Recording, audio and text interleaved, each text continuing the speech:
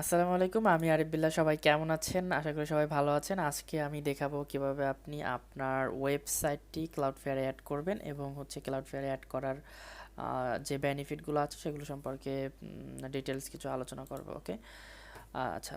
এখানে first of all it makes website faster. এটা আপনার ওয়েবসাইটকে ফাস্টার করবে এবং সেকেন্ডলি আপনার ওয়েবসাইটের অপটিমাইজ করবে, যার কারণে পারফরমেন্স ইনক্রিজ হবে এবং এর যে আপ টাইমটা আপনি কিন্তু অনেক পাবেন। আপনার সার্ভারে দেখা যায় অনেক সময় কিন্তু ডাউন থাকে, কিন্তু ক্লাউডফ্লেয়ারে অ্যাড করার কারণে আপনার ওয়েব সার্ভারটা সবসময়ের জন্য আপ টাইম থাকবে। ওকে, তো এখানে চার্ট দেখলে আমরা বুঝতে পারবো যে এখানে যদি আমরা ক্লাউডফ্লেয়ারে ওয়েবসাইটটি অ্যাড না করি সেক্ষেত্রে এখানে হয় কি, সার্ভার থেকে ইউজাররা একদম ডিরেক্টলি কিন্তু ডাটা রিকোয়েস্ট সেন্ড করে, ঠিক আছে, সেন্ড করে এবং রিসিভ করে। ওকে, তো এতগুলো ভিজিটর যখন একটি সার্ভারে হিট করে তখন কিন্তু সাধারণত সার্ভারটা একটু স্লো হয়ে যায় বা লোডটা একটু বেশি নেয়, তাই আহ, এবং অন্যদিকে দেখবেন যে আমরা যদি ক্লাউডফ্লেয়ারে অ্যাড করি তখন একটি সার্ভার থাকে, এখান থেকে সিঙ্গেল রিকোয়েস্ট এখানে ডাটা সেন্টারে আসে, ক্লাউডফ্লেয়ারে ডাটা সেন্টারে, এবং ক্লাউডফ্লেয়ারে ডাটা সেন্টার থেকে ভিজিটররা কিন্তু এখানে অ্যাক্সেস নিতে পারছে, ঠিক আছে। যেহেতু এখানে মাল্টিপল ডাটা সেন্টারের উপরে হিট করতেছে ইউজাররা, তো সেক্ষেত্রে পারফরমেন্স একটু অবশ্যই বৃদ্ধি পাবে, সেটা বলার অপেক্ষা রাখে না। এবং সেকেন্ড এখানে আপনি এসএসএল পাচ্ছেন এবং এটার বেশ কিছু সিকিউরিটি প্রোভাইড করে, যেমন ম্যালিসিয়াস ট্রাফিক, এটা কিন্তু এখানে ব্লক করে রাখে এবং আমাদের যে অর্গানিক ইউজার আছে এই অর্গানিক ইউজারদেরকে কিন্তু ক্লাউডফ্লেয়ারে অ্যাক্সেস দেয়, এটা কিন্তু হ্যান্ডেল করতে পারে। ওকে, দেন আমরা দেখব কিভাবে আমাদের ওয়েবসাইটটি ক্লাউডফ্লেয়ারে অ্যাড করব। সেক্ষেত্রে আমরা ক্লাউডফ্লেয়ার লিখে গুগলে সার্চ করব।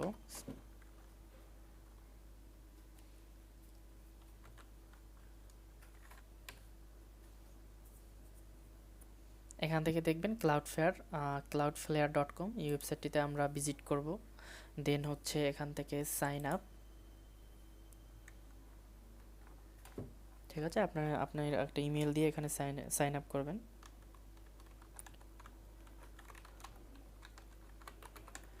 ওকে, এবং একটি স্ট্রং পাসওয়ার্ড দিবেন।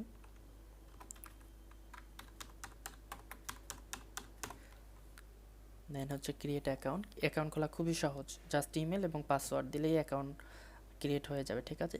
দেন এরকমের একটি ইন্টারফেস আসবে এবং এখানে একটি বক্স পাবেন। বক্সে আপনার যে ডোমেইনটা আছে ডোমেইনটা লিখবেন। আমি ডোমেইনটা কপি করে নিয়ে আসি, স্পেলিং ভুল হতে পারে।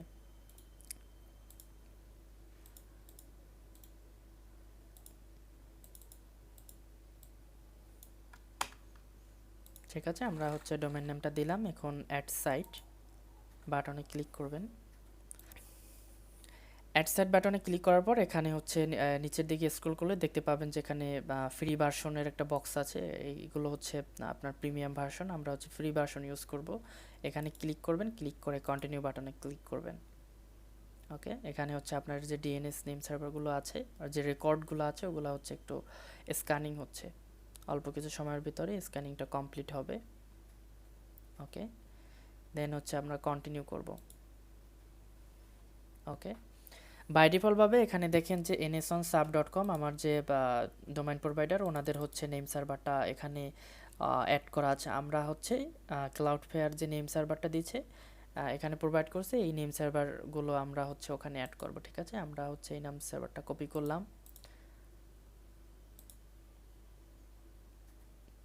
ওকে, আমরা এখানে পেস্ট করি।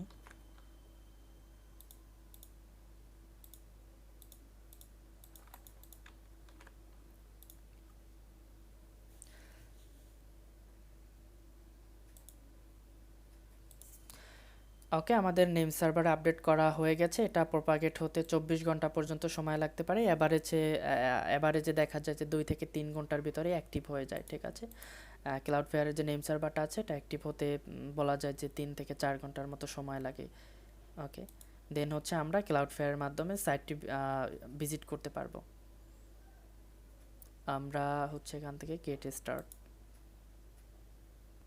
ওকে, এখানে কিছু অপশন দেখাচ্ছে, অপশনগুলো এটা যদি ইনাবেল না করা থাকে ইনাবেল করে নেবেন, ইনাবেল করে সেভ করবেন। Then secondly always use HTTPS. হ্যাঁ, অবশ্যই আমরা এইচটিটিপিএস ইউজ করব। সিকিউরিটি লেয়ার এটা সেভ করব। ওকে,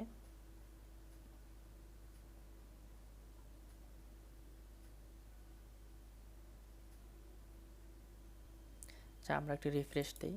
আমাদের ইন্টারনেট কানেকশনে মেবি একটু সমস্যা হয়েছে। দেন হচ্ছে ওকে, এখান থেকে হচ্ছে আমরা সিএসএস এইচটিএমএল এই দুইটা বক্স চেক মার্ক করে আমরা হচ্ছে সেভে দিয়ে দেবো। অনেক সময় দেখা যায় কি জাভাস্ক্রিপ্টে চেক মার্ক করলে তখন হচ্ছে জাভাস্ক্রিপ্ট আপনার ওয়েবসাইটকে ব্রেক করে ফেলে। ওকে, জাভাস্ক্রিপ্ট যখন মিনিফিকেশন করে তখন আপনার ওয়েবসাইটের কোডিংয়ে একটা জটিলতা চলে আসে, তখন কিন্তু সমস্যা হয়। তো সেই কারণে আমরা হচ্ছে জাভাস্ক্রিপ্টটা চেক মার্ক করলাম না। ওকে, দেন হচ্ছে ফিনিশ বাটনে ক্লিক করবো। আমাদের ওয়েবসাইট ক্লাউডফ্লেয়ারে অ্যাড হয়ে গেছে। এখন হচ্ছে আমরা 3 থেকে 4 ঘন্টা ওয়েট করব। আমরা এখান থেকে এসএসএল এর ভিতরে গেলাম। এসএসএল এর ভিতর থেকে এটা ফুল ঠিক আছে সবসময়ের জন্য। আর হচ্ছে আপনার যদি এখানে যদি এগুলো সিলেক্ট করা থাকে আপনি অবশ্যই ফুলটা ইউজ করবেন। একটু নিচে স্ক্রল করলে এসএসএল রিকমান্ডার এটা অ্যাক্টিভ করে দিবেন। এখানে যে অপশনগুলো আছে এগুলো আমাদের তেমন একটা প্রয়োজন নেই। স্পিড, ক্যাচিংয়ের এই অপশনগুলোও তেমন একটা প্রয়োজন নেই। বাই ডিফল্টভাবে যা আছে সব কিছু ঠিক আছে।